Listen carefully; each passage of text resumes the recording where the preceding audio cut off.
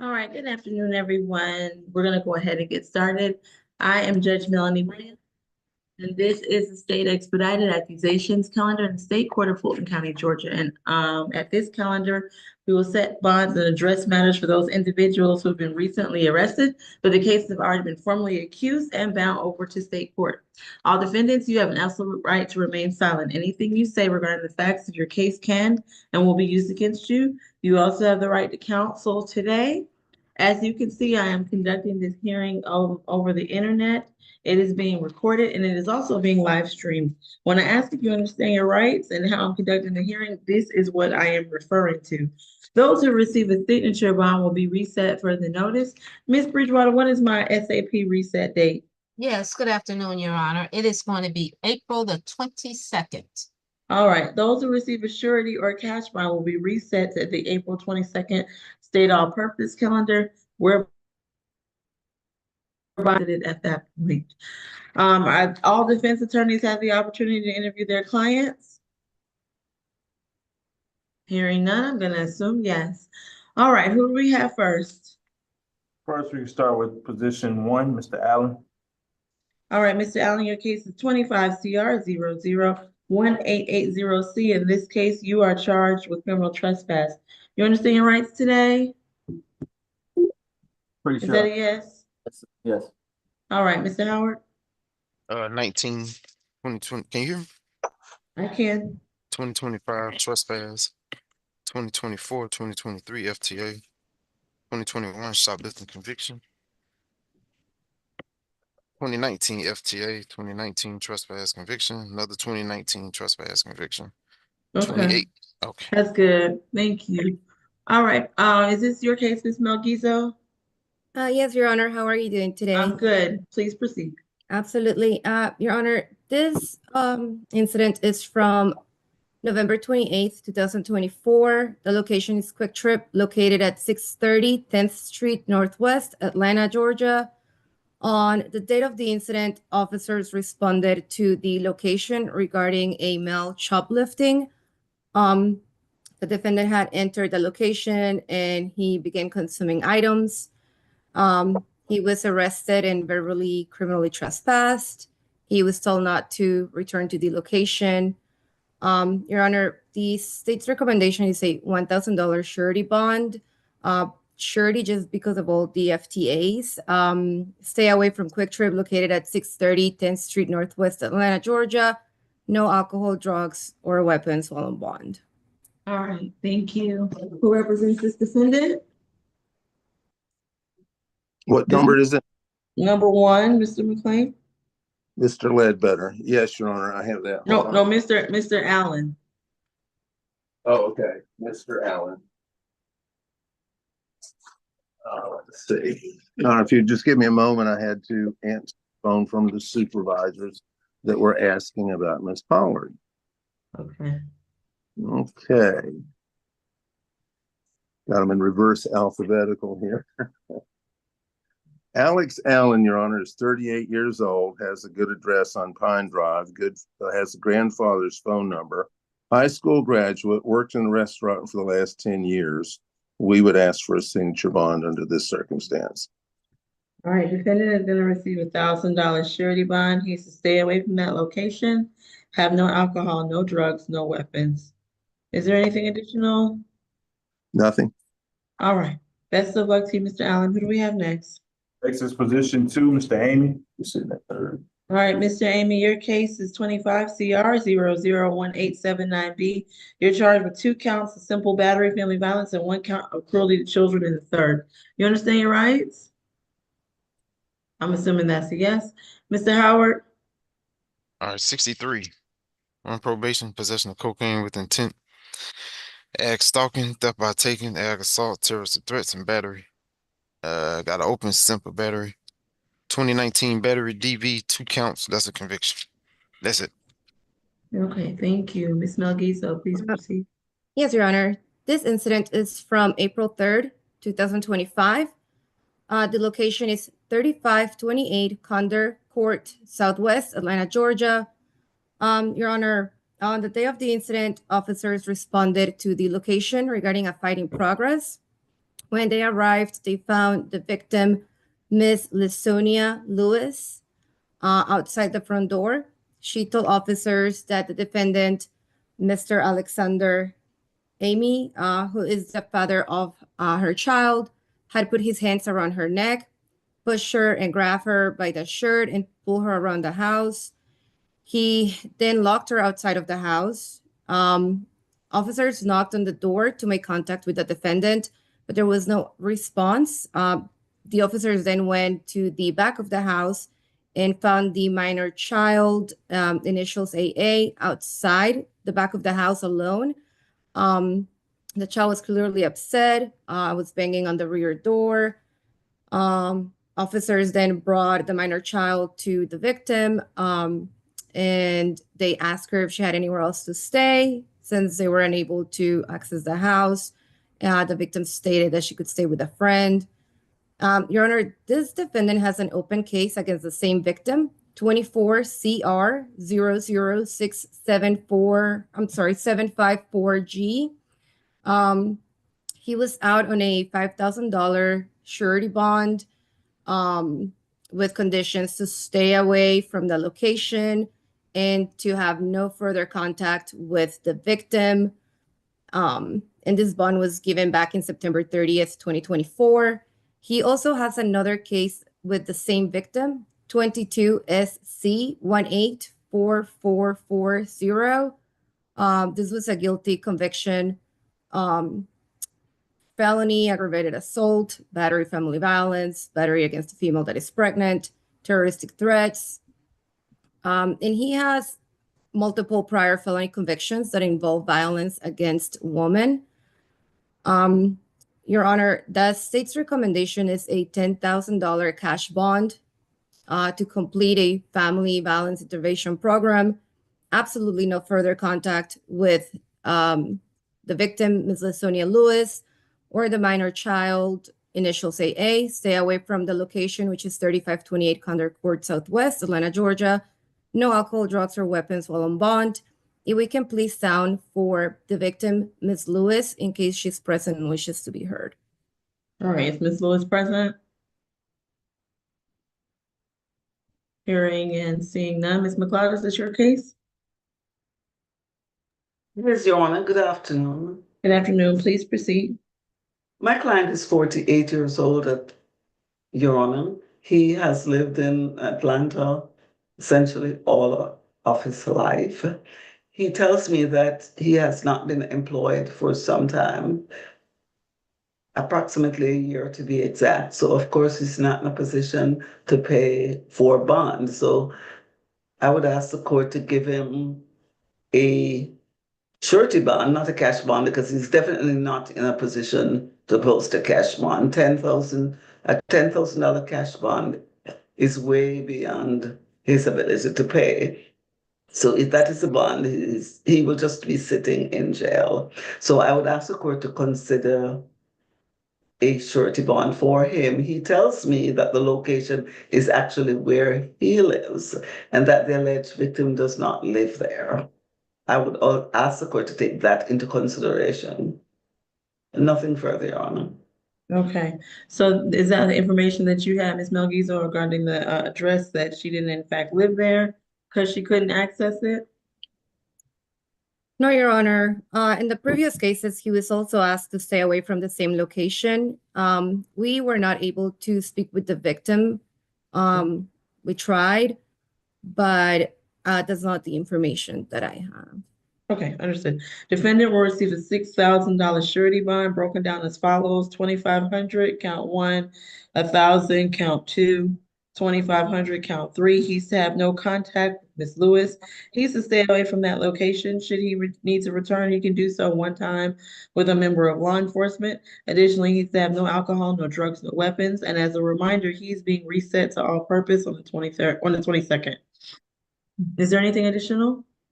Nothing further, Yes, Your Honor. What is the case number in that other case? I'm gonna let it follow this one. The I'm 24 sorry. CR give it to us case? again. Yes, can you give it to us, Ms. Melgizo? 24 CR. 24 CR 006754G. Thank you. Thank Absolutely. you. All right, best of luck to you, Thank sir. That you. concludes your case. Does that conclude your business, Ms. McLeod? It does not, Your Honor. I have 3 other clients on the calendar. Can we take Ms. McLeod's clients first? Is that possible?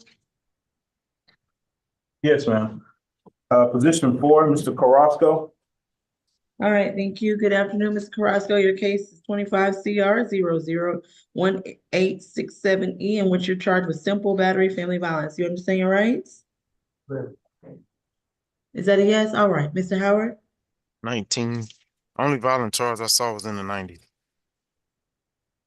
Okay, thank you. Ms. Melkiso, please proceed. Yes, Your Honor. This incident is from April 8th, 2025. There were 2 locations on the warrant and the report.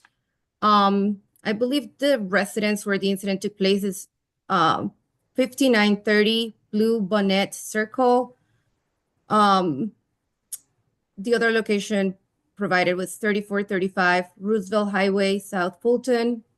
On the date of the incident, officers responded to a report of a physical dispute at the location. The victim told the officers that the defendant, Mr. Alexis Carrasco, who is the victim's father, the victim's name is Marta Carrasco, slapped her in the face. She stated that the incident occurred as a result of her father disapproving of her boyfriend being at the location. The defendant's wife corroborated the account. We did get a chance to speak with the victim. She stated that she's currently 7 months pregnant. She confirmed the events of the warrant. She said this is not the first time the defendant has been violent towards her. And she does not wish to have any further contact. And she stated that she has plans to leave the residence. Your Honor, the state's recommendation is a signature bond through pretrial, 1-day anger awareness, no further contact with Marta Carrasco, and stay away from the location until the victim can move out of the residence. No alcohol, drugs, or weapons while on bond. All right, is Ms. Carrasco on the line and wishes to make a statement? Okay, Ms. McLeod, I'm inclined to do that, accept the state's recommendation, but the signature bond will be at level 3. Do you have any objection to that, Ms. McLeod? I have an objection to level 3, Your Honor. I believe the pretrial stated that he has no violence and that is all his arrests were a long time ago. This was a situation where my client was just expressing his disapproval for some of the behavior of his adult daughter. And my client also tells me that she doesn't live there. So I don't want him to not be able to go back to his own home simply because, his adult daughter chose to defy him in his own household. Okay. Pretrial's recommendation was level 3, so that's what it will be. Defendant is going to receive a $3,000 signature bond at level 3 through pretrial services. He's going to take the 1-day anger awareness course and have no contact with the alleged victim at this time. I am going to order that he stay away from that location until she has moved out. He can return one time with law enforcement to make that determination. Additionally, he said no drugs, no alcohol, no weapons, and he will be reset for the notice as he did receive a signature bond. Is there anything additional? Nothing further from the defense, Your Honor. All right. Best of luck to you. Who do we have next?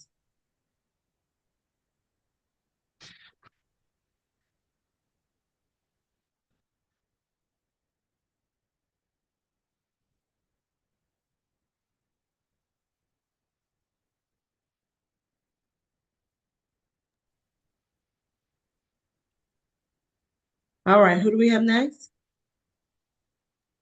Position 7, Mr. Mr. Gordon. Gordon. Okay. Thank you. All right, Mr. Gordon, good afternoon. Your case is 25CR001874A. In this case, you are charged with theft by taking, which is a misdemeanor offense with the offense date of March 29th. You understand your rights? 4th arrest. Got open theft by taking. It's 24 PI 006-473. Open theft by taking, loading, prowling. 24 CR 007-570A. Another loading, prowling, trespass, theft by taking. 24 CR 007-562A. Open case out of the cab, 2 counts of trespass, simple battery, DV, simple assault, DV. That's it. Okay, thank you. Ms. Melgizo, please proceed. Yes, Your Honor. This incident is from March 29, 2025. The location is the intersection of 10th Street and Techwood Drive. On March 29, 2025, victim Stacia Johnson reported to police that she was entering Interstate 75 at the just mentioned intersection, and the defendant approached her and asked her for a donation for his AAU fundraiser. The victim handed the defendant her phone and told him to enter his Cash App information so she could make a donation. The defendant then transferred $900 to himself and walked away.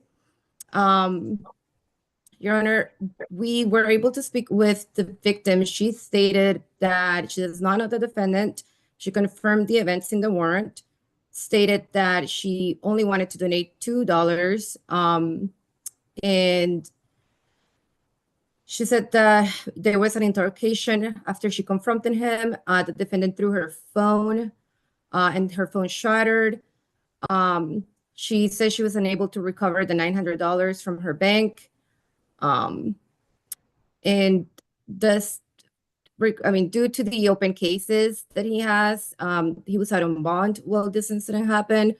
The state's recommendation is a $5,000 surety bond, not further contact with Ms. Stacia Johnson, no alcohol, drugs, or weapons while on bond. All right. And if we can sound for the victim in case she's present and wishes to speak. Very briefly, because again, this is not, they don't know each other, so I'm sure she doesn't want to have contact, so that's not very relevant, but we'll sound briefly. Ms. Johnson, are you present? Okay, Ms. McLeod? Yes, Your Honor. I am asking for signature bond for my client, Your Honor. He tells me that it was not him. He says it's a case of mistaken identity. He was not the person that the alleged victim interacted with, Your Honor. He said he said he was selling water and he thinks he may know who was the person that she actually interacted with, but it was not him. He says he does not have Cash App at all. So he would not be in a position to transfer money because he has no Cash App. So I'm asking for signature bond for him, Your Honor. All He's right, not employed at the moment. All right, defendant is going to receive $1,000 surety bond. He's to have no contact with the alleged victim, have no alcohol, no drugs, no weapons, and he will be reset to state all purpose on the 22nd. All right, best of luck to you, sir. Who do we have next? Your Honor, that is all of my clients except for one other whose appearance is waived. And with respect to her, Your Honor, I would be asking for a mental health evaluation. Okay, well, we still need to do that one. Which one is that, Ms. McLeod? Miss Dutton, Your Honor. Okay, let's do that one very quickly. Okay, that is case 25 CR 001871J. Defendant is charged with simple battery against an officer, obstruction, and criminal trespass. Mr. Howard, can you briefly put that history onto the record? 11 total. 2024 FTA, 2024 Frey, 2023 FTA, 2022 couple of trespass no lows, 2020 disorderly conduct conviction. All right. Ms. Melgizo, please proceed. Yes, Your Honor, thank you. This incident is from April 7, 2025. The location is Publix, located at 2900 Peachtree Road Northwest, Atlanta, Georgia. On the day of the incident, officers responded to an officer help call at the location. The defendant had approached the officer, this is Officer T. Hill, and started acting belligerent. Officer T. Hill attempted to escort the defendant out of Publix, and she began to physically resist and tussle with Officer Hill. The defendant and the officer fell to the ground. The victim, Officer Hill, sustained injury to her left pinky finger and scratches to her arms and hands. This defendant does have an open criminal trespass case and willful obstruction. This 25 CR 001042J.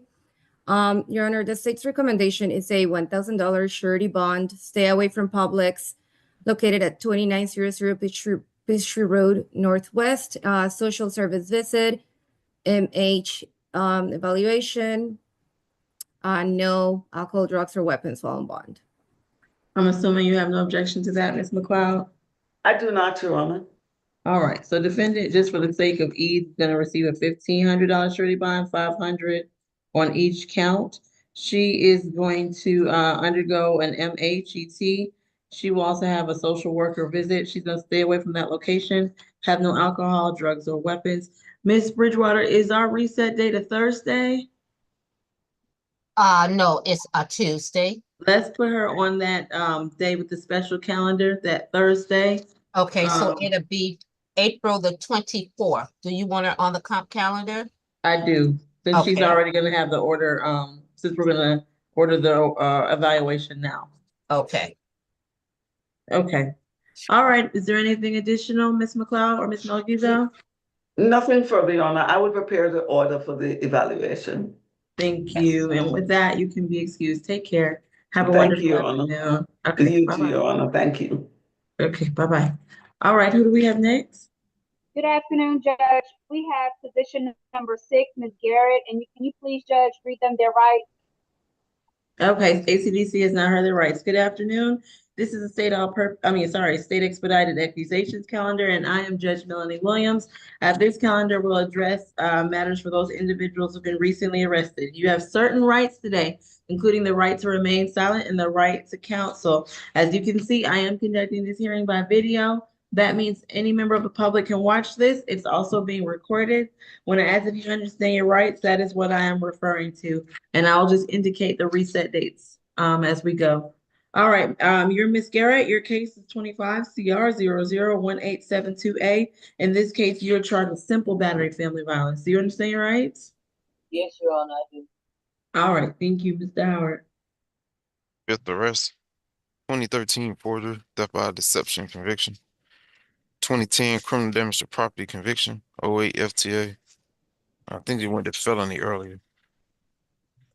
That's Thank you. Ms. Melgizo? Yes, Your Honor. This incident is from April 4th, 2025. The location is 955 DeSoto Street Northwest, apartment 12, Atlanta, Georgia. Your Honor, the defendant and the victim in this case are sisters, and they live together at the location. On the day of the incident, the defendant and the victim, her name is Shantai Hartnett, got into a verbal altercation. According to the defendant, she was upset about the victim not helping with bills, housework, and the behavior of the victim's children. The defendant told officers that she wanted the victim and her children to move out. According to the victim, the defendant woke up upset and starting accusing her of not helping out with household bills. Victim told police that she gave the defendant $200 and that was all she had. She told officers that the defendant removed her and her children's belongings from the room that they had agreed on was going to be the victim's. Victim started to record the defendant removing her belongings. The defendant got upset and slapped her phone off her hand. The victim did provide video of this to the officers, and the defendant was arrested. We got a chance to speak with the victim. She confirmed the events in the warrant. She stated that this is the first time in a long time that the defendant has been violent towards her. But she stated that since the defendant has been arrested, the defendant's family has been coming to the location and making threats. The victim also stated that the defendant told her other sister that once she gets out of jail, things are going to escalate. The state's recommendation, Your Honor, is a signature bond through pretrial, no further contact with Shantae Hartnett, stay away from 955 DeSoto Street Northwest, apartment 12, one-time police escort to gather her belongings, no alcohol, drugs, or weapons while on bond. If we can please sound for Ms. Hartnett in case she is present and wishes to be heard. All right, is that party on the line and wishes to make a statement? I'm sorry, the name again was, what was her name, Ms. Melgizo? You're muted. I'm sorry, Shantae Hartnett. All right, is Ms. Shante Hartnett present? Hearing, seeing none. All right, you're gonna have to tell me how to say your last name again. How do you say your name? Chitaya. Mr. Shataya, please proceed. Thank you, Your Honor. I don't object to the state's recommendation of a signature bond nor to the no further contact order. However, I would object to the stay away because my client informed me that that's her address, the 955 DeSoto Street address. She lives there and the lease is under her name. So I believe it's the sister that would have to leave. All right, understood, but at this time, we're not gonna put the victim or alleged victim out. But again, we can revisit contact. What I'm gonna do is defendant is gonna receive a signature bond at level 2 through pretrial services. It's gonna be a $3,000 signature bond. She's to have no contact with the alleged victim. She's gonna take a 1-day anger awareness course. I am gonna bar her from that location if the victim still resides there. She can return one time with law enforcement to make that determination. If the victim is still there, she needs to gather her belongings. If the victim has departed, she can of course return to that location. All right, is there anything additional? No, Your Honor. All right. All right. Best of luck to you, ma'am. You have a question if it's about the bond, very briefly. Somebody else about the rest, that's my address, my name on the lease, I signed for it. I I'm not- understand that, but you can speak with your attorney about my ruling and, okay? I know this may not seem, the way that you prefer, but I have to act in accordance with the things that I have reviewed, okay? Yeah. All right. Best of luck to you, ma'am. Who do we have next? Next is position 11, Mr. Mickey. All right, Mr. Mickey, your case is 25 CR 001877J. You're charged with battery. Do you understand your rights? Yes, ma'am. All right, Ms. Howard. 6, on probation out of Jasper County for DUI. 2024 failure to appear and wanted out of Jasper County. Okay. No violence you saw? Okay, Ms. Falk? Yes, Your Honor. This incident happened on April 7th, 2025 at 330 Brownlee Road Southwest. Officers spoke to Joshua Prince, who stated that he and the defendant were in a fight. The defendant stays at the residence where Prince lives, and according to Mr. Prince, the defendant punched him, snatched his clothes off, causing Mr. Prince to run and knock on a nearby apartment, which is the residence of Daphne Shaw. The defendant then came outside, began choking and punching Mr. Prince again. Ms. Shaw then opened the door, told the defendant to leave Prince alone, and called the police. So she is actually the reporting individual. After the officers left, the defendant returned to the residence, and again, Ms. Shaw called 911. The officers then arrived there, spoke with the defendant, who admitted to fighting with Prince, and the defendant was arrested. As you heard, the defendant has a 2024 DUI conviction from Jasper County. He also is showing a June 2024 FTA as well. I showed it out of Henry County. Either way, the fact that he has a very recent FTA within the last year, as well as a recent DUI conviction, and the fact that this incident escalated to the point that next door neighbors had to essentially intervene, we are requesting a $5,000 surety bond, no further contact with Joshua Prince or Daphne Shaw, stay away from 330 Brownlee Road Southwest, no alcohol, drugs, or weapons, and absolutely no firearms. We would like to sound for Mr. Joshua Prince at this time. All right, is Mr. Prince present, wishes to make a very brief statement? Okay, hearing and seeing none, Mr. Shataya.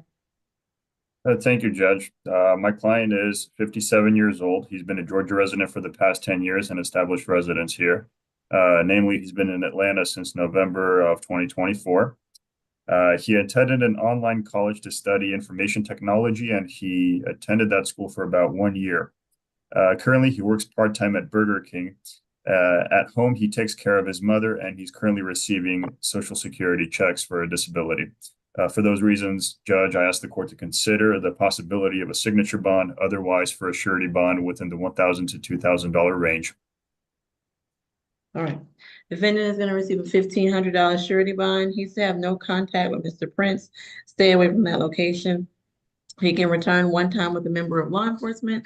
Additionally, he's to have no alcohol, no drugs, no weapons, and he is going to the state all-purpose calendar on April the 22nd. Is there anything additional?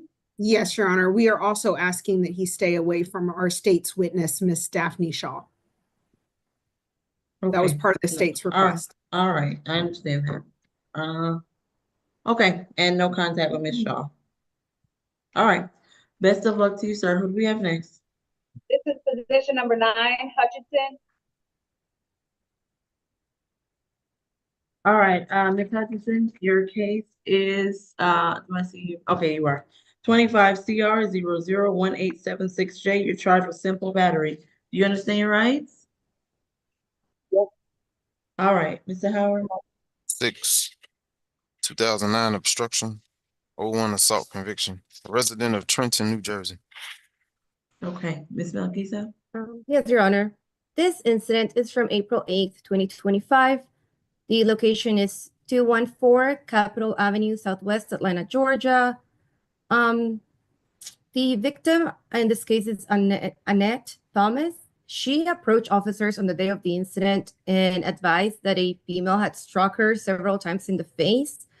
The victim told officers that the defendant had gone inside the building at the location mentioned before. Officers found the defendant inside the Liberty Plaza. They obtained video of the incident from cameras around the location, and they saw the defendant waiting at a crosswalk for traffic to yield. The victim then approached the defendant, and the defendant proceeded to strike the victim several times in the face. We did speak with the victim. She stated that she does not know the defendant. She confirmed the events in the warrant. And she said that the attack was unprovoked and that she's been very shaken up since this incident. She does not wish to have any further contact with the defendant. For those reasons, the state recommendation is a signature bond through pretrial services, no further contact with Annette Thomas, no alcohol, drugs, or weapons while on bond. And if we can please sound for Ms. Thomas in case she wishes to be heard. All right, is Ms. Thomas present? Okay, Mr. Shataya. No objection to the state's recommendation, Judge. She's a resident, she's an out-of-state resident, so I don't think I can send her through pretrial. Even though technically she's eligible. She does live in New Jersey, correct, Mr. Shataya? I spoke with her and she told me that for the past year, she has been living in the Atlanta area. I understand that there's a New Jersey address on her booking report, but in our conversation, she said she lived in Atlanta, so. She has an Atlanta address she can provide? I believe so, Your Honor, yes. To my Okay, knowledge, yes. all right, defendant is gonna receive a $3,000 signature bond through pretrial services at level 1. She's to have no contact with Ms. Thomas, stay away from that location, have no alcohol, no drugs, no weapons. And if it needs to be, that can be per judge. Oh yeah, I was just about to say that. All right. All right, best of luck to you. Who do we have next? Position 14, Mr. Pullins.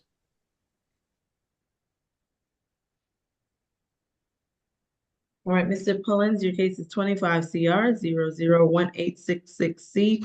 In this case, you're charged with criminal trespass. You understand your rights? Is that a yes? No. Okay. Second arrest, 2024 trespass, has a bench warrant out of Judge Dixon. Oh, okay. All right, Ms. Falk, please proceed.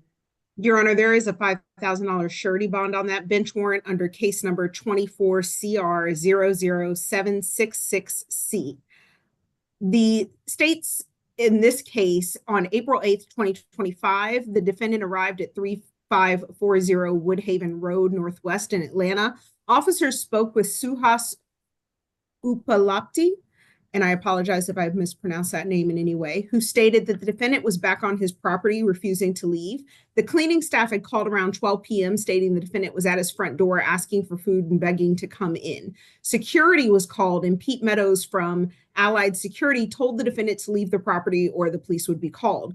Meadows then went on patrol, returned. The defendant was still there, refusing to leave. The police were called out, and the defendant told the police, "This is my house. The Apple iPod told me to come here." We have spoken to Mr. Upalati, who stated that he is the homeowner and actively lives at this location. He stated he does not know this defendant, but the defendant had come to the residence 6 months ago on that 24 CR case that he has the bench warrant on. He told that if the victim stated they found a Zillow posting of their residence advertised by rent for $200,000 a month earlier this week, and the name that it was listed under was Mr. Pullen's name. The victim stated they had to contact Zillow to have the posting taken down, and he wants no contact with this defendant, wants him to stay away from the residence. He stated he might be able to be on Zoom today. He is actually conducting a surgery at the moment, but he stated he may be able to make it on Zoom, so I would like to sound for him. The family is very afraid of this defendant, Your Honor. This is the second time he has come to the house. He persists on contacting them and harassing them.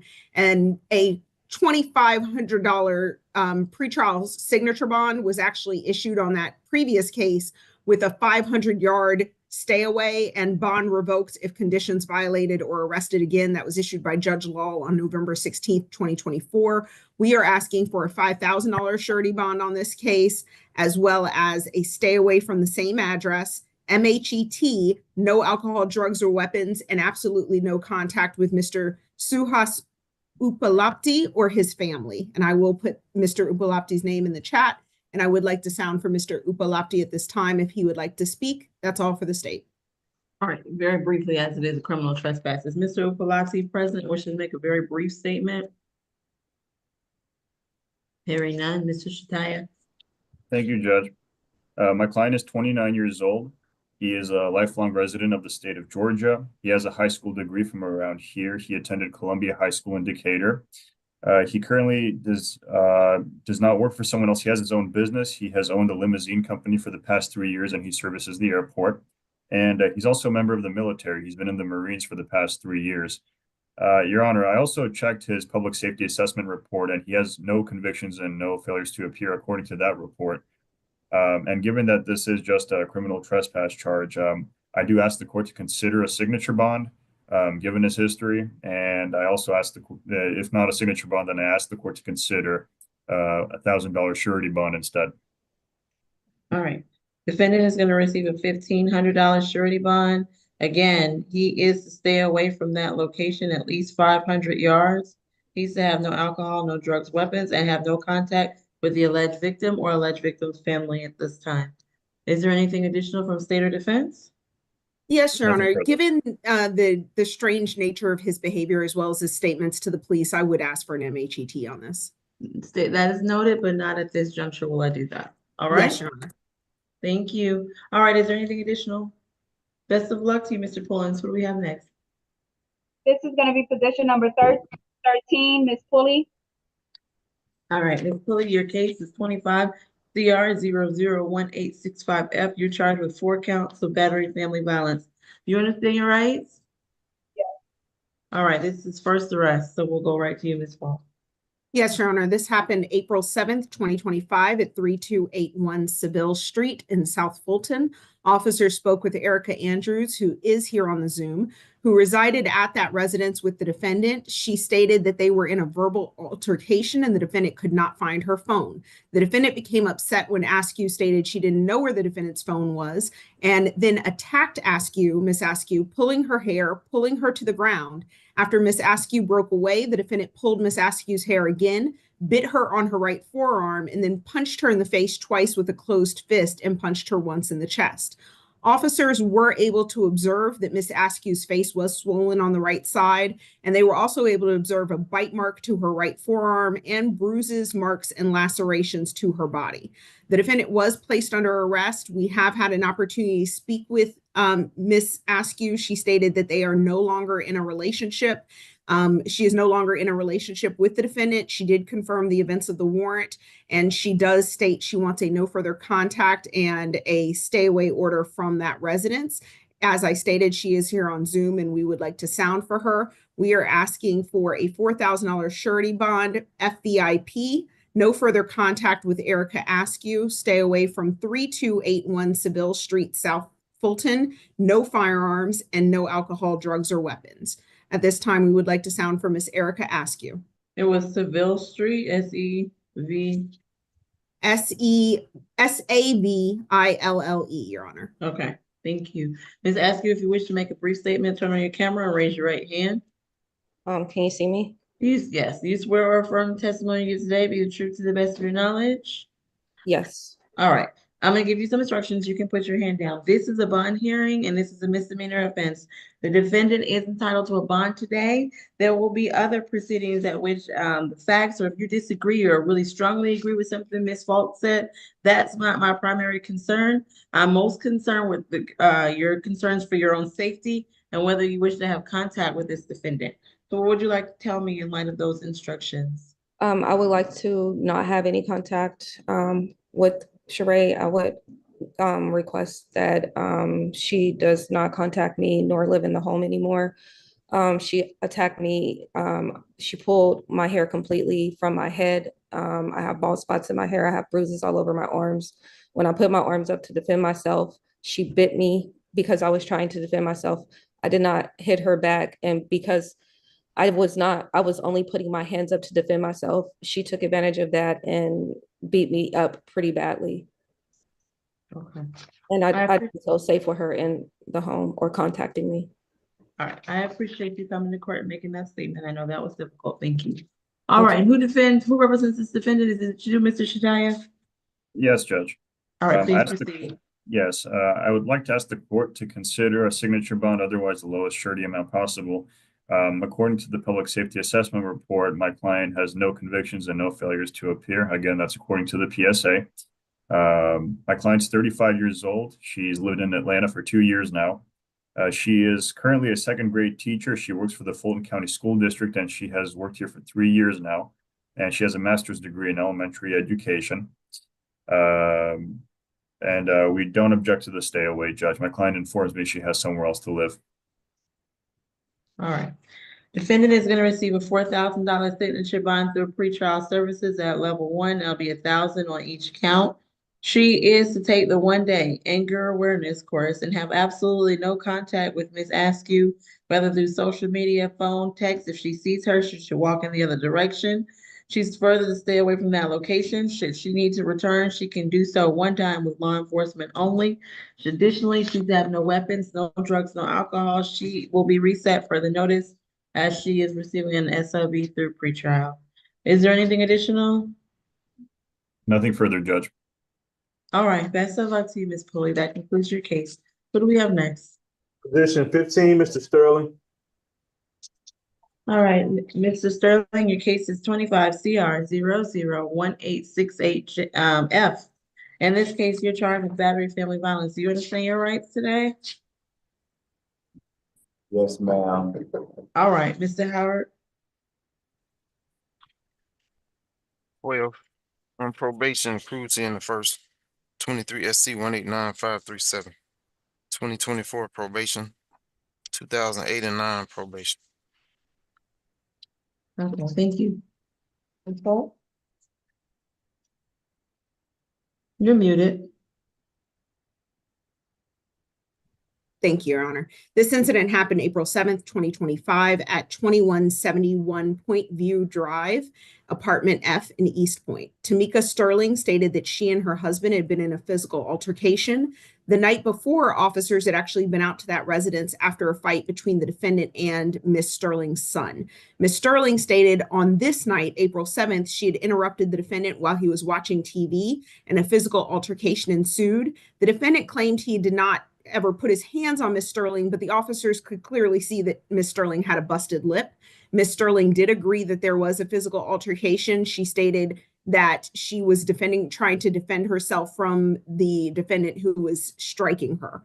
Daughter KB, who was at the scene, did tell police that she heard yelling but didn't actually see anything. We do, as you have heard, the defendant is currently on felony probation for that 2024 cruelty to children in the first degree that involved the strangulation of a child living in the same household.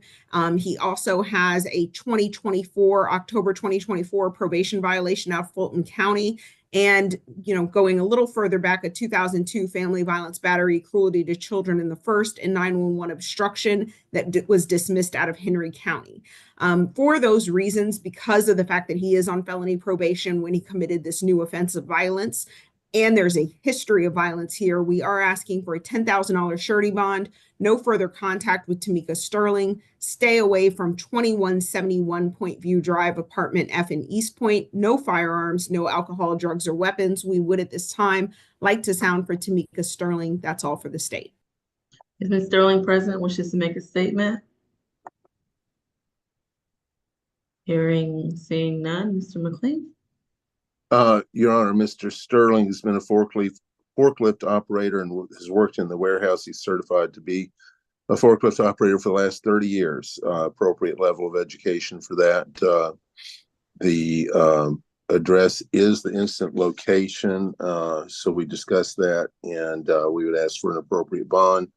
We would ask for a signature bond if it's possible, but if not, then something in the low $1,000, possibly $2,000 surety range. Thank you. Okay, defendant is going to receive a $2,500 surety bond. He's to have no contact with Ms. Sterling, stay away from that location. He can return one time with a member of law enforcement to get any items. Additionally, he's to have no drugs, no alcohol, no weapons. And as a reminder, he's going to all purpose on the 22nd of this month, whereby aspects of the case can be revisited. Is there anything additional? No, Your Honor. All right, best of luck to you, sir. That concludes your case. What do we have next? Number 19, Wells. Which Wells? 19, I think Ms. this Brianna? is. All right, Ms. Wells, your case is 25 CR 001873G. You're charged with false report of a crime in July of 2024. Do you understand your rights today? Is that a yes? All right, thank you so much. Mr. Howard? G Wells, third arrest, 2022 drug possession, suspended license. 2021 suspended license dismissed. Okay, thank you. You want the All other right. Wells? No, that was right. Oh, no, they're not co-defendants. Oh, okay. I No, didn't know. No. Ms. Waltz. Excuse me, Your Honor. On my calendar, it drops from 18 to 20. It's under 7. It's behind 17. They got it out of order. They skipped 18. Okay. So it should be the one that we're doing now is what says 19. It's out of order. Okay. Is this Gariana? It Yes. is. Okay, thank you. So, Your Honor, this happened July 8th through July 9th, 2024 at Emory St. Joseph's Hospital at 5665 Peachtree Dunwoody Road in Sandy Springs. The defendant claimed she had been beaten, choked, and punched by 4 security guards while at the hospital. She then claimed she was discharged from the hospital and she went to Northside Hospital where she stated she was diagnosed with a sprained right ankle and a sprained thumb. Officers did conduct a thorough investigation, including reviewing videos and interviewing multiple people at the hospital. It was determined that she was having a MH episode and was actually placed in 4-point restraints as part of treatment at Emory Hospital. And while doing so, had kicked an officer, but had not been punched or choked as she stated she had been.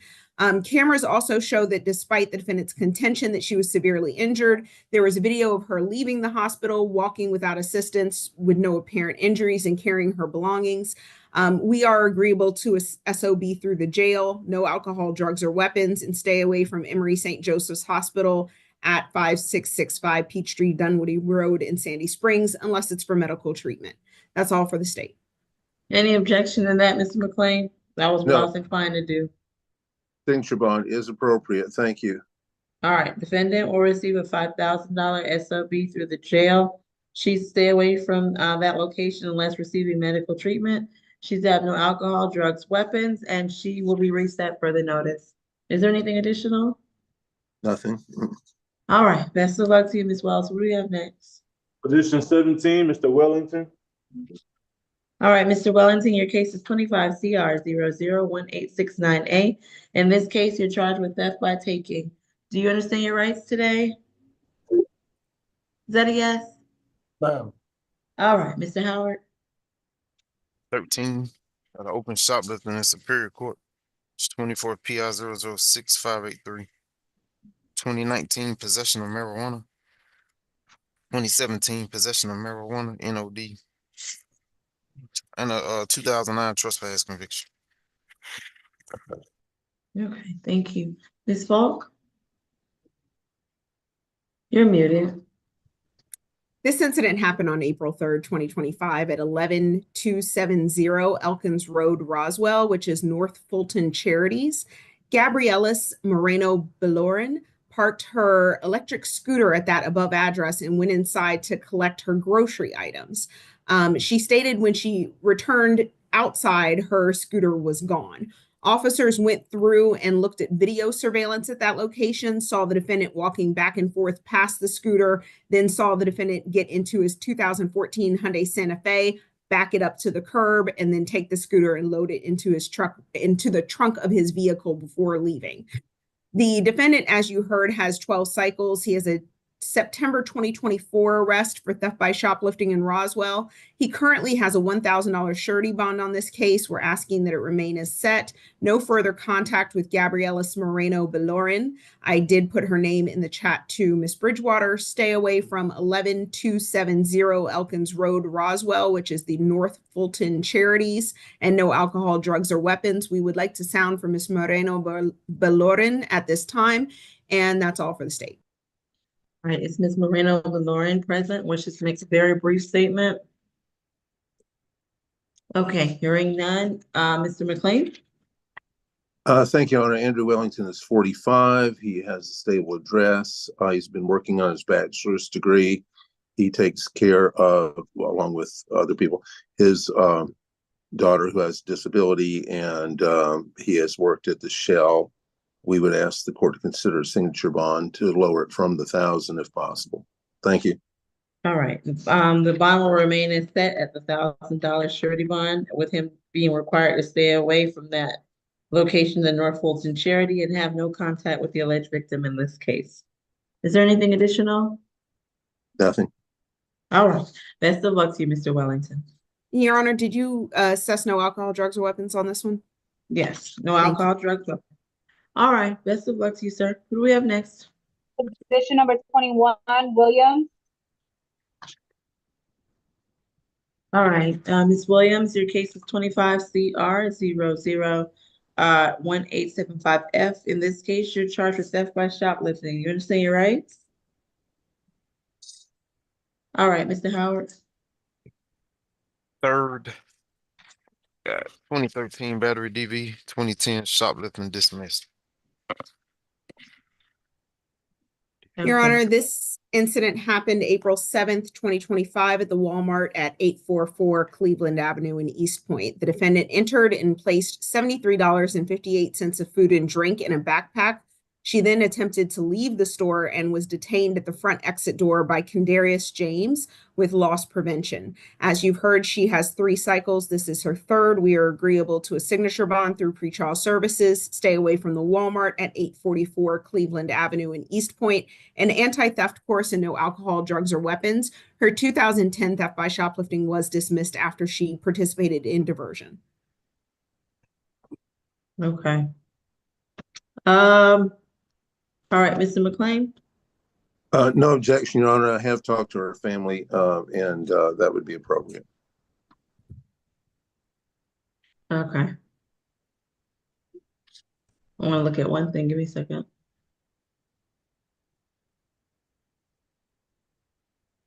Okay, defendant is going to receive $1,500 signature bond through pretrial services at level 1.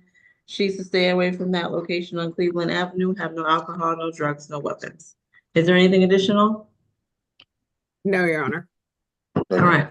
Best of luck to you, ma'am. That concludes your case. Judge, just to be, to confirm, you said 1,500 SOB for pretrial level 1? Correct. Yes, ma'am. Thank you. All right, who do we have next?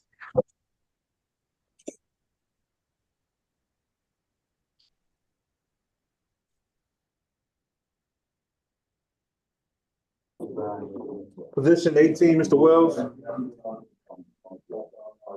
Hey, Mr. Wells, your case is 25 CR 001870J. In this case, you're charged with criminal trespass. You understand your rights? Yeah. Is that a yes? Yes. All right, Mr. Howard. 13, open criminal attempt to commit a felony. It's 24 SC 000841. Open theft and forgery out of the cab.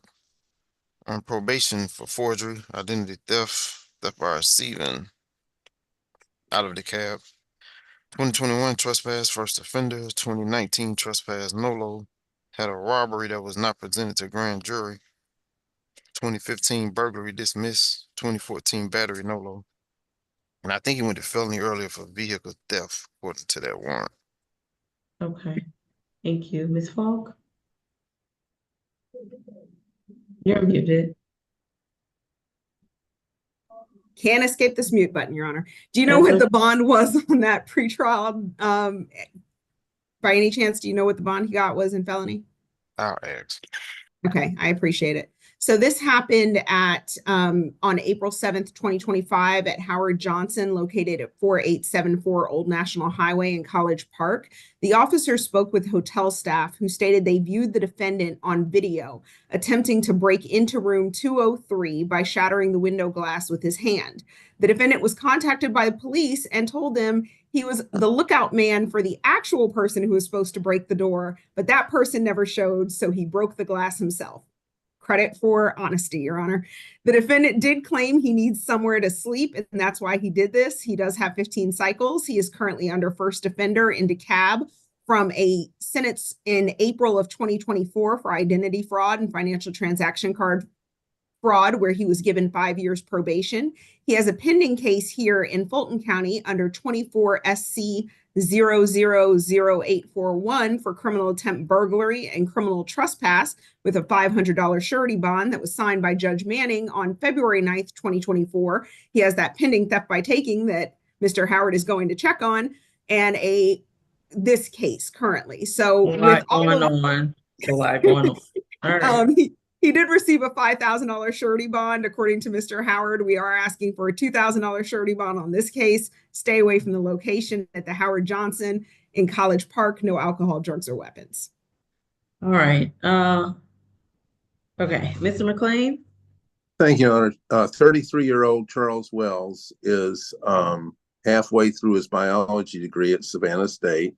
He has worked for a staffing agency doing temporary work. He's an industrious person that way as well, Your Honor. AutoZone for over half a year and other companies as well. He would ask the court to set the lowest possible bond. Under these circumstances, he would ask the court to consider a signature bond. If not possible, then a $1,000 surety. Okay. And we don't know what the felony bond is yet, Mr. Howard? It's $5,000, Your Honor. Oh, it's 5,000. 5. Okay. Okay, for this offense, the defendant is going to receive a $1,500 surety bond. He's to stay away from that location, have no alcohol, no drugs, weapons, and he'll be reset to all purpose on the 22nd. Is there anything additional? No, Your Honor. Nothing. All right, best of luck. That's all, Your Honor. It's 1,500 surety. All right, best of luck to Mr. Wells. Who do we have next? Position number 8, Hagler. All right, Ms. Hagler, your case is 25 CR 001882Y. You're charged with criminal trespass in this case. Do you understand your rights? All right, I'm assuming that's a yes. Mr. Howard? 10th arrest, couple of probations from last year, one from 2022, one from 21. 2020 felony theft by taking conviction. Okay. Ms. Falk? Yes, Your Honor, this is my I'm sorry, Ms. case. Melgizo, please proceed. It's okay, thank you. Yes, Your Honor. This incident is from April 8th, 2025. The location is the Garden Inn located at 6701 Shannon Parkway, Union City, Georgia. Alan Williams, who is the assistant manager of the Garden Inn, called police about the defendant being at the property, although she had been criminal trespassed from the property previously. The defendant was still at the location when officers arrived. She told officers that she was unaware of not being able to be at the property at first, but then she said that she thought she could not be there only when a certain manager was there. The defendant was then arrested. Your Honor, the state's recommendation is a $1,000 surety bond through $1,000 surety bond. No further contact with Alan Williams. Stay away from Garden Inn located at 6701 Shannon Parkway, Union City. No alcohol, drugs, or weapons while on bond. Okay, Mr. McLean? Your Honor, 47-year-old Chanel Hagler has had various jobs prior to the last couple of years. She has a very stable address in Jonesboro. She's been in Georgia over 7 years. We would ask the court to consider a signature bond. Okay, defendant is going to receive a $10 cash bond. She is to stay away from that location, have no alcohol, no drugs, no weapons. Is there anything additional? Nothing else. All right, don't go back there, ma'am. What is your question? If it's a very brief question about the bond, otherwise, don't try to explain yourself. Please invoke your rights to remain silent. What do you want to ask us at this time? Money. I'm How sorry. do I get the money to you? How do I get the money to you? Okay, your attorney can assist you with that, okay? Judge, you said it was a $10 cash bond? Yeah. Okay, I'll explain it to you. All right. Best of luck to you, Ms. Hagler. Who do we have next? Add-on one, Mr. Ledbetter. Oh, shoot, I didn't have an add-on. Give me a second. I can forward you the calendar, Your Honor. I didn't get that one. Hold on. If you can, that would be great, Ms. Falk. Okay, nope, that's the wrong day add-on. There are only two on that add-on, Your Honor, so it's not. Only. I know it's not too bad. This is a long calendar. Talking about Yes, only. it is. I totally Oh. agree. I All just right. went ahead and sent it to you. Thank you. It's coming very slowly. Hold on. While I'm pulling it up, are there any announcements today at the jail for people who will not be brought? Yes, Judge, I do have an announcement. Hold on one second. Yes, I do have an announcement, Judge, for position number 5, Ms. Dutton. Yes, me. She's gonna be, she's waived her appearance. Okay, we did that one. Yes, ma'am. Who else? And also, Judge, I do have a quick question for position number 9, Ms. Hutchison. Ms. Hutchison, that was the one who has an out-of-state address, but she currently says she's living here. Yes. I didn't want to, just to, FYI, just don't want to set her up for failure. I don't know, because you gave her a signature bond for pretrial. So I don't know if she'll be able to make it to pretrial. So You said that I'm sorry, you said the phone went out for a second. You were saying that she does not have an address here in Atlanta and she doesn't have a phone? and she's also an MH. Oh, okay. We'll have to think about that one. I'll come back to that one. Thank you for letting me know. All right. Let's see. We were on add-on one. I'm sorry. Oh, is the courtroom clear? We can't do that one. Judge, I'm sorry. Did you? Because I had other people talking. Did you say something? What was your as far as position number 9, Ms. Hutchison? It's gonna stay like that for right now. I haven't. I'm gonna think about it in the back of my mind. It'll be, if there's a change, it'll be on the order. But for now, we'll let it stay. Okay, thank you, Judge. Thank you. And Your Honor, if it would help at all, position number 1, the add-on is just nudity. It's not actually anything lewd or disturbing. Okay, so can we make, brief reference or avoid those We can just facts? say nudity. Okay, all right, we'll go ahead and do add-on one. Sir, your case is 25 CR 001881C, in which you have a charge that won't sound. Do you understand your rights today? Mr. Ledbetter? I'm assuming he's saying yes. Are you saying yes? You can nod. Can we unmute him just so we know if he understands his rights?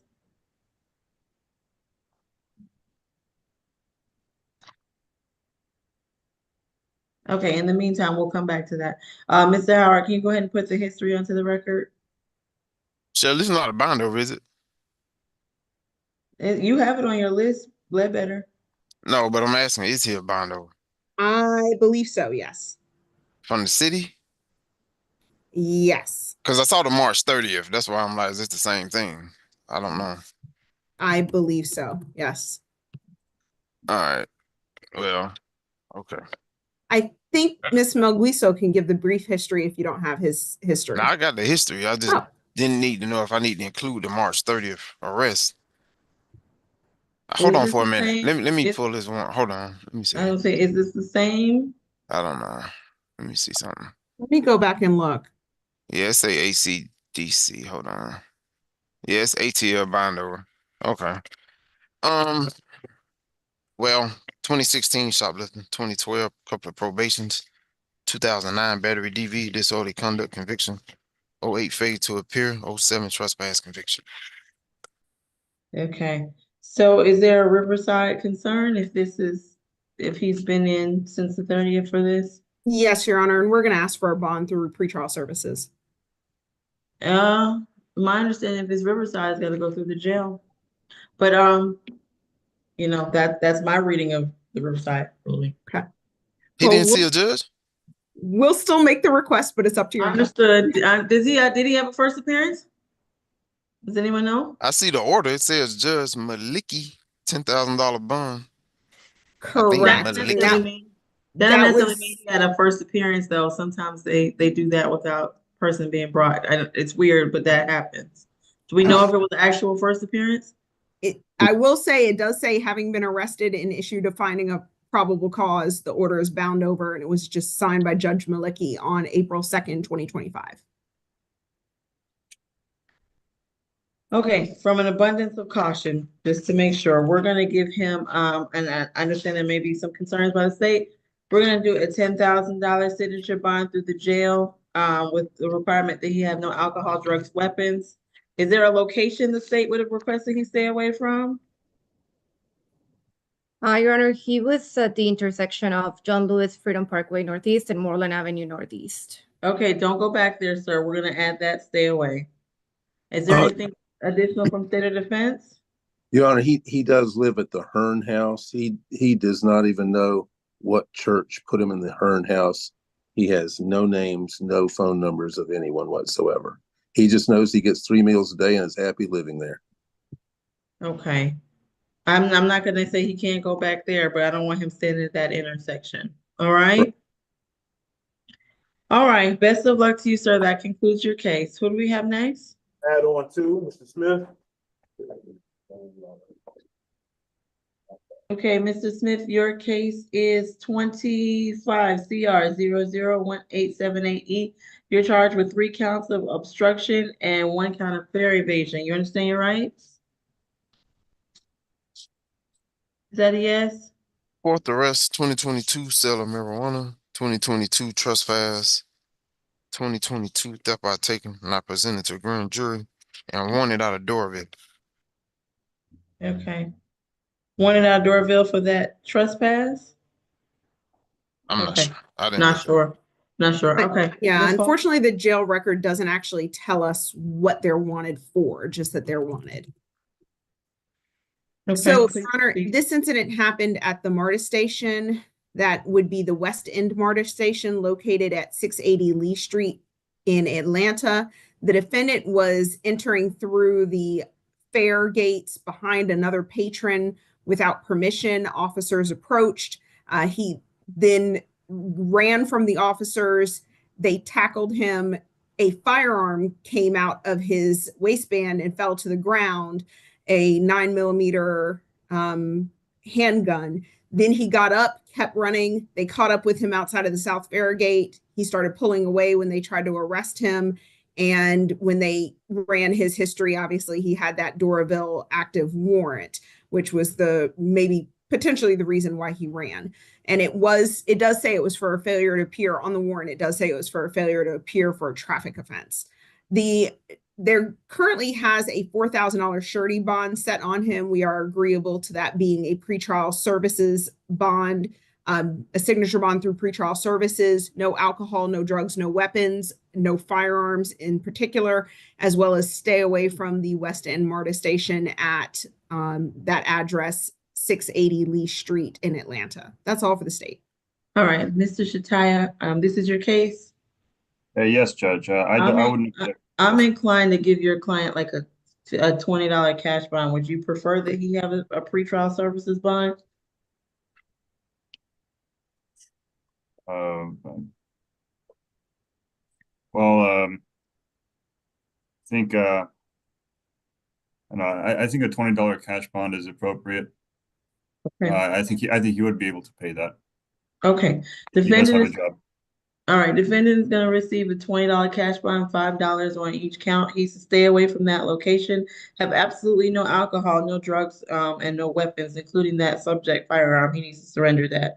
Additionally, he'll be reset for the notice. And I believe that will conclude his case. Is there anything additional?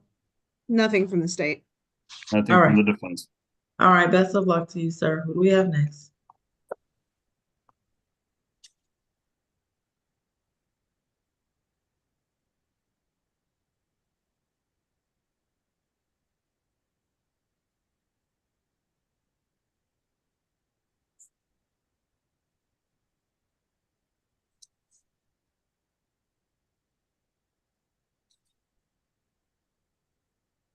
That should be everyone, Judge.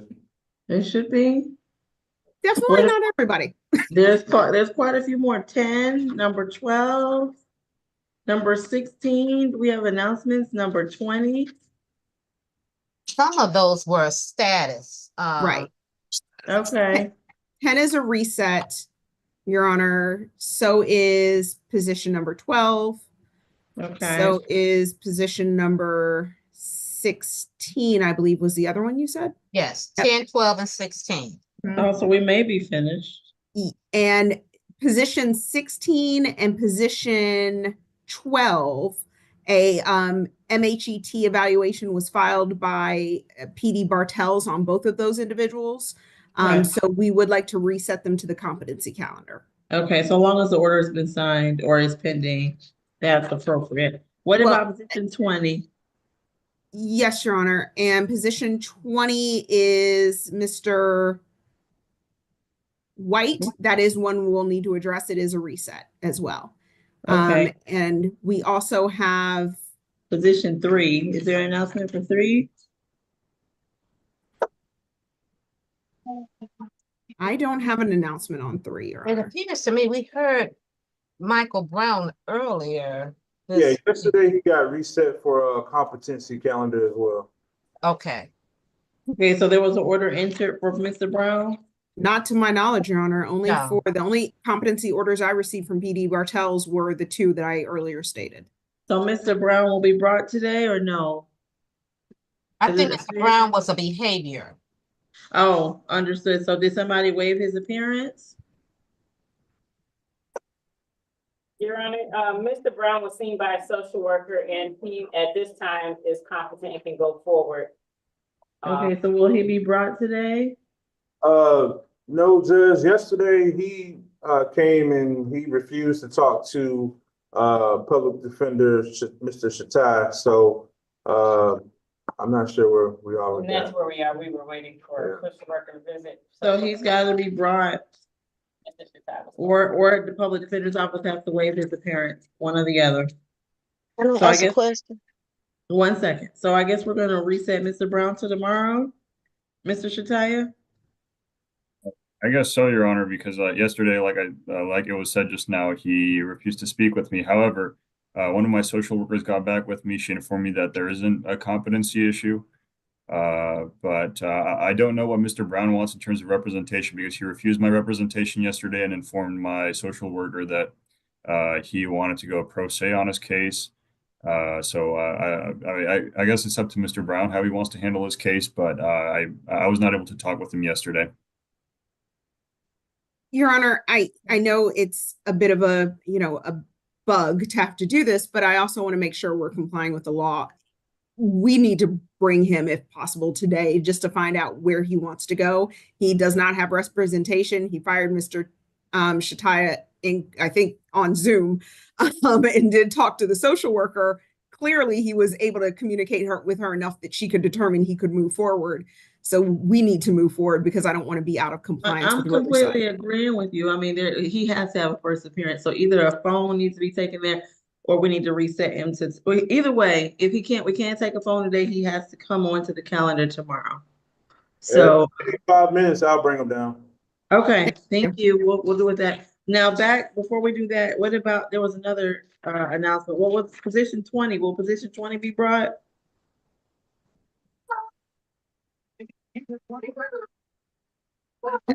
Position 20 had been brought the last 2 times. There's no issue there's no MH issue preventing position 20 from being addressed.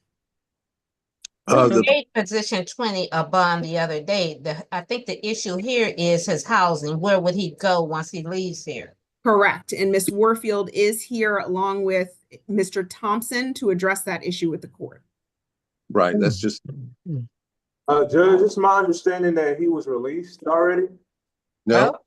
Obviously, it says that he's been released. So Nope. Mr. White's no longer in the Fulton County Jail?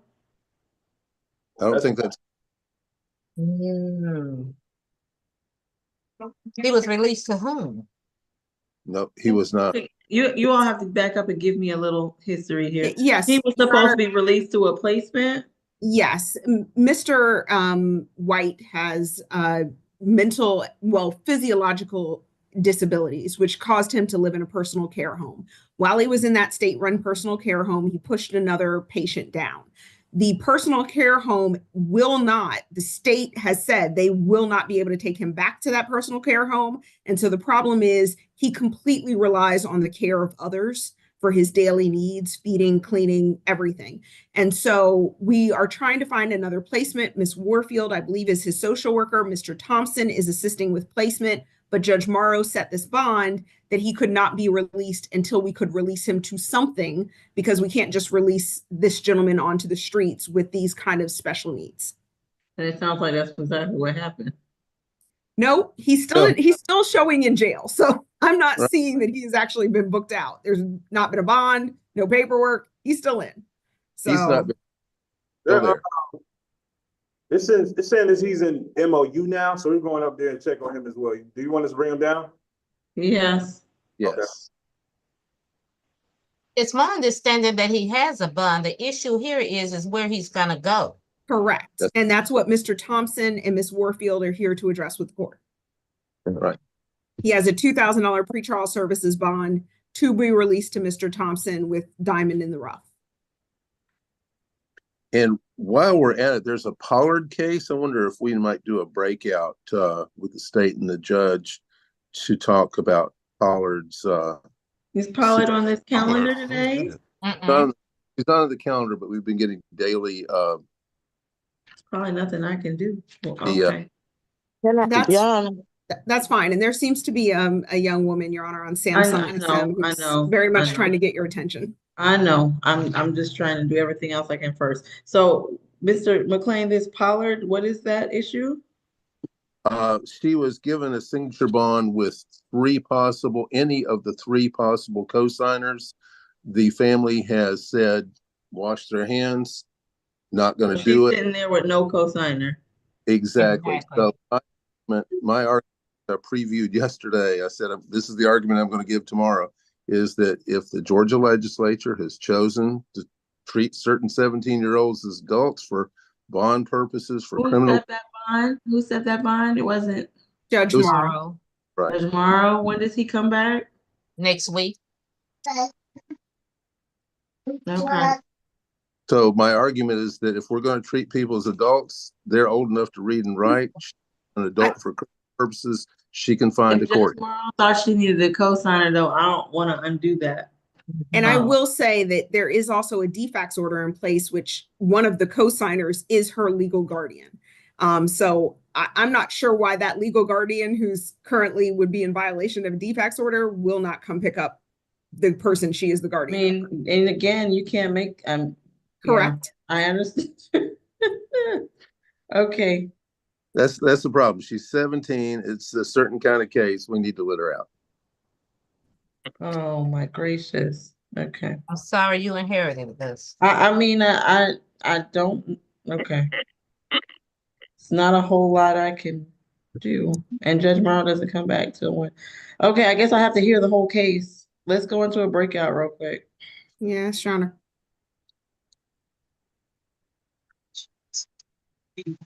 Okay, Judge, who you want in the breakout room? I don't know, me and whoever else raises their hand. Me, Your Honor. To be honest, I don't know, because I'm not really sure what we're gonna do with this. I think it's me, Mr. McLean, and Your It's Honor. Bridgewater, of course. Yes. Yes, of course. Okay.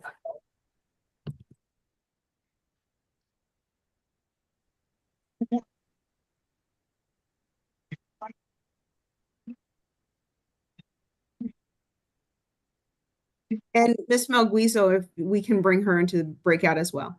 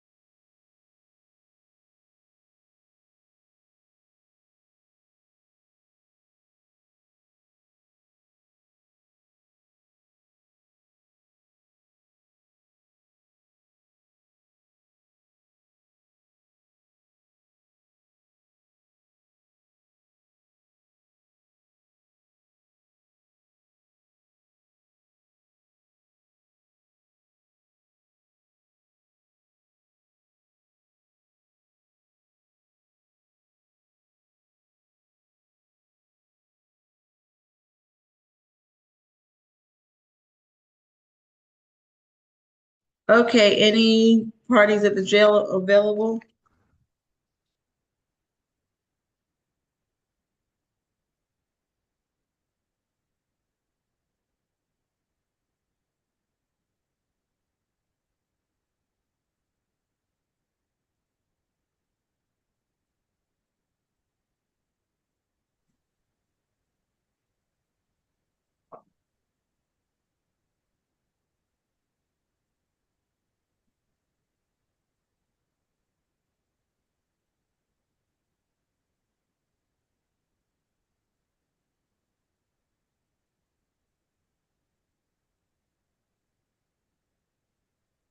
Okay, nobody's in the courtroom too? Ms. Bridgewater, do we want to review the calendar while we are? You know, I love to. I thought this was gonna be a quick day today. I was That's not been my luck lately. It just has not. And there's number 10. We're still holding. We're holding on Mr. position 20, Mr. White. Wasn't 10 reset? 10 is a reset, right? Ms. 10 Falk? doesn't, 10 was 10 reset from yesterday to today, and that's the, we do need to address 10. Okay. I have new information on 10. Oh, great. okay. The new information is the reason he's at Grady is not mental health. It's because of infections. So he Oh, if he's can't. still at Grady, we can't bring him today then. Did he waive? Well, I He- offered a consent bond, Your Honor, for a $500 signature bond through the jail. He will, Oh. he waive, he will not speak to anyone. But the Grady is not mental health. The reason he's there is infections and they over. So Okay, these not a river. If it's a it's not a Riverside because he's being medically reset. Let's see who's at courtroom 2 now. Who do we have at courtroom 2? I'm willing to concede it's a Riverside if it gets him a $500 signature bond through the jail. All right, who's at courtroom 2? Mr. Michael Brown. Good afternoon. Good morning. Oh, this is Mr. Brown. Mr. Brown, your case Number 3. is okay. Your case is 25 CR 001833 G. In this case, you're charged with simple battery family violence, 2 counts of that. You have an absolute right to remain silent. Anything you say can and will be used against you. You also have a right to an attorney. And as you can see, I'm conducting this hearing by video today. Do you understand your rights and how I'm conducting the hearing? Yes, ma'am. Are you the judge? I am. Okay. How you doing? All right. Mr. Howard, can you put that history onto the record? I don't know nothing about this case. It wasn't on my pull sheet. Okay, Ms. Falk, you have it? I can, Your Honor. This defendant has, let me just pull up mine and make sure I have mine squared away. This defendant has, okay, they did not put the number of cycles. Hold on just a second. I'm cribbing off of someone else's notes, Your Honor. Let's see. Okay.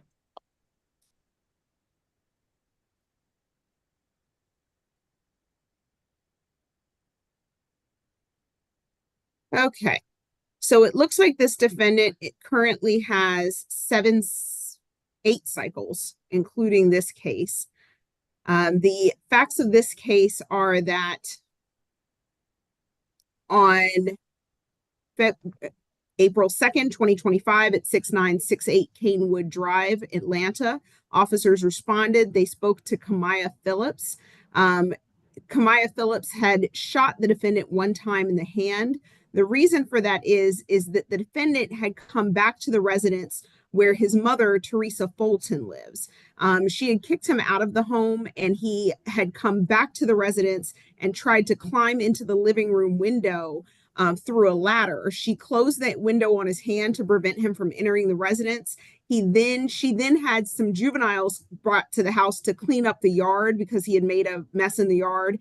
And at that time, she stated that the defendant came back, began fighting her, started pushing into the house. He pushed her inside the house, placed his hands about her neck, and she fell backwards onto the stairs. Because there were 3 juvenile children upstairs and she was afraid for their safety, she then yelled to Miss Phillips to shoot. Miss Phillips grabbed a gun and fired a shot, striking the defendant in the hand. When we spoke to the defendant's mother, she stated that this is her son, that he has tried to break into the house before, that he had thrown gas cans in the yard, which is why she had the juveniles come to help her clean up, because he has threatened to burn down the house in the past, and she didn't want the gas cans outside. She also stated there's a history of MH issues, and we are very concerned about this case. This defendant has a history that includes a aggravated assault, criminal trespass, family violence, battery, and terroristic threats from 2015. That involved Ms. Fulton and was placed into dead docket. He also has a criminal trespass, cruelty to children, simple battery in 2019, a simple battery in 2019, a battery, family violence, and criminal trespass, May of 2024. And then on April 3rd of 2025, we have this case, which was a felony. Aggravated stalking, was downgraded to violation of family violence order, willful obstruction, with a $17,500 surety bond. We are asking for an $8,000 cash bond based on the history here between Ms. Fulton and her son, with him being the aggressor repeatedly. There are currently 2 open cases that both involve Ms. Fulton, and I'll pull those up and give you the case numbers. We're also asking for a stay away 6968 Canewood Drive and no further contact with Ms. Teresa Fulton, as well as no alcohol, drugs, or weapons. We would like to sound for Ms. Teresa Fulton at this time. The state's greatest concern is that this has escalated to the point where she became so overcome by this defendant, she had to ask for help, and he ended up being shot in the process. I think this is escalating to the point it's only a matter of time before someone gets even further injured because of this repeated violence. That's all for the state. All right. I'm going to sound for Ms. Fulton. Is she present? I don't think so. And there was another young lady. What was that name, Ms. Fulton? The other young lady's name, Your Honor, was Kimya Phillip, Phillip, Kamya, Kimya Phillip. All right. Is Ms. Phillips present? All right. Mr. Shataya, you had not had the opportunity to speak to Mr. Brown. Is that correct? Correct, Judge. I tried to speak with him yesterday, but couldn't. And then I believe Mr. Brown fired me during the hearing. So, Okay. So, Mr. Brown, you're moving forward to represent yourself. You can unmute him. Ma'am, they tried to say I was incompetent. I'm not incompetent. All these charges y'all just lift off. Okay. No. Listen to my instructions. Listen, hold on. The state is, I need you to listen to me. Stop 1 second. I'm trying to protect you. Okay. The state is listening. Anything you say about the facts, even if you think it's inconsequential, it will end up being used against you. Okay. I do not want you to attempt to defend yourself today. What I want you to do and to seriously consider letting Mr. Shataya represent you today. Are you denying the services of the public defender at this time? Just answer me yes or no. Are you denying? Okay, and you're gonna move forward and represent yourself? I plead the field. That is great. That's exactly what I wanted you to do. So do you wish to move forward? This is a bond hearing. Is there anything you would like to tell me just about your age and employment? I'm 5, and I do volunteer work and community service around my neighborhood. I've never jumped through a window, gas cans, all this is fabricated. I'm innocent. I'll see y'all at trial. Take me back to my cell, please. Like, trays up. I'm ready to eat. Like, come on. Okay. All right. He can go back. At this time. Sorry, Your Honor, just to complete the record, he's currently on an FTA from probation on 24 CR 002783G, which involved Ms. Fulton as well. That was family violence, battery, criminal trespass, and damage to property. He also has a 25 PI 002611 case. So I was incorrect. The simple battery is separate from that case. He has a $17,500 bond, $17,500 bond in that 25 PI case. That was for interference with government property, violation of family violence order, and willful obstruction. And then he has this case. And that previous case also involved Ms. Fulton. So we just have an escalation of events. All right. Defendant is going to receive a $5,000 surety bond, $2,500 on each count. He's to have no contact with either Ms. Fulton or Ms. Phillips. Stay away from that location. Have no alcohol, drugs, weapons, and he's going to all purpose on the 22nd. Best of luck to you, Mr. Brown. Take care. Have a good afternoon. All right, and now is Mr. White gonna be brought? Is that Mr. White? Yes, sir. All right, Mr. White, your case, we've already addressed, let me be clear. This is a case we've addressed and he just needs a placement, correct? So what Correct. was the And- bond that was set? It was set by Judge Morrow? Yes, that is correct, Your Honor. And what was it? It was a $2,000 pretrial services bond to be released to Melvin Thomas. I learned his name is actually Thompson at Diamond in the Roughs. He is here to speak as to placement, and as well as Denise Warfield. And then the defendant's mother is also, or was, I'm not sure if I see her, but was also present on the Zoom. Okay, Mr. Thompson, you're present? Yes, ma'am, I'm here. Can you turn on your camera, please? Yes, ma'am. And I Ms. believe, White is here, Your Honor. Sorry, I just saw her. okay. All right, Mr. Thompson, my understanding is that there was an order placed to release the defendant to you. Yeah. Please raise your right hand for me. Do you swear or affirm the testimony you give today will be the truth to the best of your knowledge and is given under the penalty of perjury? I do. All right, and you have to forgive me, I'm not as familiar with the facts of this case as the previous judge may have been. Is there an issue? What is the, Ms. Falk, before I go to Mr. Thompson, the issue with the placement is? Just finding one, Your Honor. I mean, I know that the time frame we were previously given was that it would take a couple of weeks, but due to the special needs of Mr. White, he just cannot remain in jail for that long. Okay, and Mr. Thompson, you are willing to take him? Right, but see, the understanding was on my behalf, as far as for Diamonds in the Rough, we wanted to actually get more of an insight on him and what was going on. We actually wanted to see him. We do have a potential opening for him and are willing to come see him. I think we're supposed to come down there tomorrow to see him. Miss Taquana, is that her name? I'm not sure. To Mr. Taquan. Mm-hmm. Yes. We spoke with in regards to Mr. Gary to actually get some more insight prior to accepting him to come stay at the group home that we have. Okay, and you're concurring with that, Ms. Warfield? Well, it's my understanding, I know I talked to a Ms. Keisha Walton, a pre-trust supervisor, and also my supervisor, Mr. Quan, stated that the owner of Diamond of the Rough, Miss Crystal Jones, has said that they will take him because she was told that if you come see him Thursday, you have to pick him up.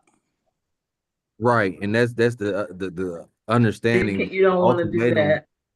So you don't want to do that. You're saying you don't want to be forced to take him. You want to be able to evaluate him first, Mr. Thompson? Yes, ma'am. Yes, ma'am. That's correct. We don't want to just come down there to see him and say, "Oh, well, now you have to take his release to you," because that was the misunderstanding with my name all on the paperwork and not even my correct name. Oh, he's being released to Melvin Thomas and Michael Thomas and all this. The understanding is we want to get a better insight of him before we actually came to retrieve him and have him come stay at our group home. That's the only thing. It was never a no or a deterrence inside of the conversation. It just wasn't stipulated correctly. And whoever I've been speaking with through text messages, I actually asked them the same question. The support coordinator as well, we've asked them the same question. We didn't say no. We just said we want to get No, a better. I get it. I get it. And I understand the jail's perspective too. The problem is you can't sit in the jail with a signature bond without the where he's going. And I understand your perspective too. You need to evaluate him to see if it's a match. Okay. But can I can I go understand everything Mr. Thompson, is saying, and that's why we had said a couple of weeks because we know that he wanted to get information, to get more information about Mr. White, but it was told to us, that he cannot stay there. And so things was kind of expediting, moving very quickly. And Ms. Crystal did state that they will take him. We did, but as far as us, it's coming. They're saying no now. As soon as So what I'm thinking is that needs to happen is the same thing I just said. His signature bond probably needs to be converted to a surety bond temporarily. If Mr. Thompson comes and evaluates him before SAP, the order could come back to me and I would convert it back to his signature bond and allow him to be released. Does that sound amenable? Go ahead. Question, Judge. Once it's converted, with us accepting, how long will it take them to be released to us? We're not trying to hesitate or hold up the situation or the process. We just want to make sure we do our due As long as it takes for them to process him out. Again, I don't know. But, go ahead, Ms. Walt. Your Honor, I think what Mr. Thompson's question is, and Mr. Thompson, if I'm hearing you right, essentially if the surety bond is set, you go out and meet with him. He wouldn't be automatically released to you at that point. Your Honor, can we come back if Mr. Thompson says, yes, we'll take him, Right, change that's it what I'm back to a saying. signature bond and then release him within 24 hours to Mr. Thompson? That's what I'm saying. I would say that you could email me the order. I would sign it having heard the case, and then it would convert. Now, the concern that I do have is if Mr. Thompson says no, we're back to square one. We're back to, but that's why I said it needs to go back to being a surety bond so that he gets placed on SAP. Mr. Thompson, how soon do you intend to go? Since we all know he cannot stay in Fulton County Jail, do you anticipate being able to go and evaluate him within the next 48 hours? Yes, ma'am. The plan who we spoke with, we're supposed to come down there and see him tomorrow. Like I said, it's not a no, but on my end, it's medical things I have to look at. Far as placement, which home he's going to be in. I'm learning today that he has an unsteady gait. The house I plan on placing him in has stairs. That wouldn't be feasible for me. So I just have to look at the process and see what's going on. So it sounds like we need a backup plan anyway. So, okay, his mom is on the line. Miss White, you're present. She was. She had to leave. Okay, I apologize. This calendar has a lot of moving parts. Okay, so what I'm gonna do is defendant is gonna receive a $1,000 surety bond. He is whatever conditions Judge Morrow had on the previous order.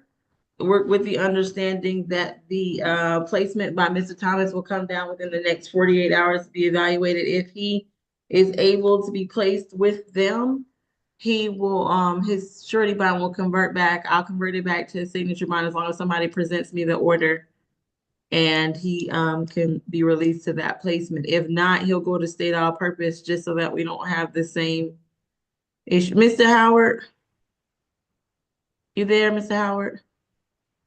If I don't send him back to SAP, and if I left it as a signature bond waiting on a placement, is there somebody at pretrial who's gonna keep checking to make sure he doesn't just sit there, or is it? You understand my question? Yeah, I don't know. Okay, and Because it got released to somebody, so I don't know. well, apparently, I'm trying to undo that because apparently the place is not willing to say release to him right now. But just do a good bond, do a new order for good bond, and I'll let them know. I just don't want him to sit. Okay, this is my next question to you, Ms. Hall, and Mr. McLean. Hold on. If everything comes back okay and they take him, then you have to do another order for a signature bond through pretrial. Right, which I'm okay with. But what I'm worried about is Mr. Thompson comes down and Mr. Thompson says, no, he can't come here. And then he's got to sit all the way to SAP. Or is there somebody else who will be looking for another? Mr. McLean, would your office be looking for another placement for him at that time if he cannot go to Mr. Thompson? No, I would. You would? Yes. Okay. I want to see you. So we're like I said, we're gonna come see him tomorrow. But like I said, in account for what we have to look at, as far as him possibly being a one-to-one in the group home, and like I said, the medical issues is our concern. But when we come make a viewing of him tomorrow, we'll be able to give you an answer to let everyone know what we're going to do with diamonds in the rough. Okay, so defendant is going to receive $1,000 surety bond with the conditions Judge Morrow ordered, with the understanding that I will review it, or somebody will let me know if he's eligible, and I'll convert it back to a signature bond and release to diamonds in the rough. In terms of timing during the day tomorrow, are we talking about putting him on the calendar for tomorrow because it'll all be done by 2? I was not. I was just saying that somebody could just send it directly to me. But if the public defender's office thinks that's prudent, we can do that. I just I want don't to have a problem with him. He can go back on tomorrow's calendar. But if this is again, I don't want so many different judges looking at it, and Judge Law might look at it differently. So right now we're at $1,000 good bond. Yes. Mr. Thompson said he's gonna go out and assess him Tomorrow being Thursday. Mr. Thompson, you'll get in touch with us to let us know what's what. And after he gets back in touch, then I'll reset it to whatever calendar. Does that make sense? Instead of me putting him on the calendar for tomorrow, I don't know what the cutoff time is at the jail for him to make the calendar to bring him over. Okay, Am I making sense? that it does. I'm just worried that if something happens, let's say that he's ready to, it would be easier, Ms. Bridgewater, if he's in that stack You want me to tomorrow. go ahead and put him on the Yeah. there tomorrow? Tomorrow is Thursday. Can he get on SAP as an add-on? I hate to even That's ask fine. that. I But gotta it's- ask Ms. Bridgewater, can he get on SAP as an add-on? Yeah, we can make it happen. Yeah, I think Yeah, that's safer than putting him considering on what speed. we're going through right now, I think we can make it happen. Okay, I think it's safer to put him on morning SAP and Okay. just see if there's any. Mr. Thompson, do you intend, I know that I'm not trying to pin you down to a time. Do you intend to go in the morning? That would be great if you could manage to do that. I'm gonna try my best to get there as early as 10 a.m. Yes, ma'am. Okay, so there's likely that it could be resolved at SAP. Okay, So, I'll put them on SAP for tomorrow. okay, and tomorrow's Thursday, so it should go a little longer, hopefully. We're gonna keep our fingers crossed. So what's Yes, the ma'am. bond though? 1,000 sure. Okay. Okay, I think we're finally finished. Are there any other matters before we review the calendar? Yes, just Mr. Lewis. Did Your Honor decide whether you would rule on my concession that we are past Riverside? Oh, we're past Riverside issue. This is a young man with the infection at Grady, but Correct. competent. And this Okay. is, well, I don't know if I'd say he was incompetent. He's just non-communicative by phone with Mr. McLean. Mr. McLean, you object to a signature bond to the jail I based have, on a Riverside issue? we're not his lawyer yet. I have no opinion whatsoever. Understood. Okay, defendant is going to receive a $2,000 SOB to the jail. Oh, no, I can't. I cannot. Wait. I got a lot of stuff flying in my face because obstruction is technically a bail restricted offense. It is. And you're he right. would technically have to go through pretrial services or have a first appearance. But then there's Riverside that says that he has been sitting for 72 And hours. You did just grant a signature bond over the state's objection on that basis. I did. So, okay, it's gonna be at that with, please put on the order. The Ms. obstruction Bridges. was dismissed. It's still on the calendar. No, I see it in Odyssey. It's obstruction, disorderly conduct, and violation of limited for John Lewis. Yes. Yeah. Yeah, only the PI's on here. Look in Odyssey. I'll Ms. take a Bridgewater, look. do you see that? Number 10? We got a That makes my life, $250 bond for this PI is what I see. that makes my life a lot easier if that is correct. Okay. Yeah. Based on that information, we're gonna say that he's gonna get a $2,000 signature bond to the jail with no other condition. Was there a stay away? No, this happened. Let me go back and double check. Yes, actually, he has a stay away from MARTA. He has a 365-day MARTA stay away that was issued by MARTA. So he he's needs to comply with the MARTA restrictions. Okay. And sorry, Your Honor, one more thing. Pretrial services is incorrect. He was charged with willful obstruction. I'm looking at the accusation. Yeah. Oh, y'all accuse it. Yes. Okay.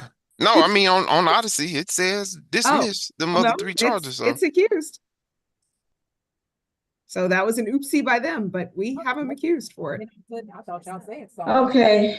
I don't like it. Now I don't like it. Okay. $2,000. It'll still stand. 1,000 on each count, Miss Bridgewater. And please put on there due to Riverside. So should there ever be an issue here, I can indicate there was a Riverside issue. Okay. Okay. Yes. All right. Does that conclude the calendar? Are we ready to review it? Any other outstanding issues? Any issues at the jail? Your Honor, this is Kasha, the social worker. If possible, can I please have Mr. Thompson's telephone number just so I can be the liaison between our office and this possible placement for Mr. White? All right, Mr. Thompson, will you put that in the chat or give it to? It's 404 563 0139. Thank I'll give you a call as well. Hello. Hello? Yes, Miss We need to Williams. turn on your camera. Just, yes, I am. Just 1 second. Because I am at work and I didn't know Gary Case had called. Hold on. Excuse me, Dariah. Miss Williams, could you say about Dariah? I'm in court now. Yes. All right, ma'am, if you'd like to tell me something, please raise your right hand. Do you swear or affirm testimony you get today be true to the best of your knowledge? Yes, ma'am. All right, what would you like to tell me?